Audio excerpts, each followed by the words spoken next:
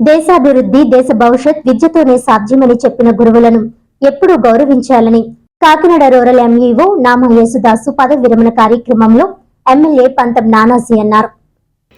Kakinada rural మండలం తిమ్మాపురం ప్రజ్ఞ function హాల్లో MEO Nama Yesudas పదవి విరమణ కార్యక్రమంలో ఎమ్మెల్యే పంతం నానాజీ ముఖ్య అతిథిగా పాల్గొని మాట్లాడుతూ విద్య చెప్పిన గురువులను గౌరవించి వారు చెప్పిన బోధనతో ఎంతో ఎత్తుకు ఎదగాలని అన్నారు.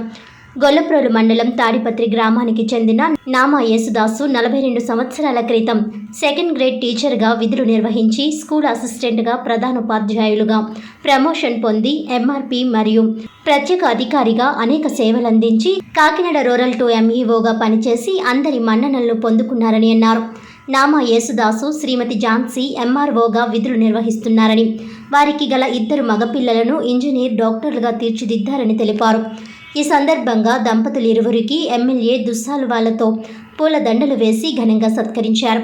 ఈ కార్యక్రమంలో అసిస్టెంట్ డైరెక్టర్ మధుసూదన్ రావు, డిఈఓ పిల్లి రమేష్, ఎంఈఓలు, ఉపాధ్యాయులు, బంధువులు, స్నేహితులు, సిబ్బంది తదితరులు పాల్గొని శుభాకాంక్షలు తెలిపారు.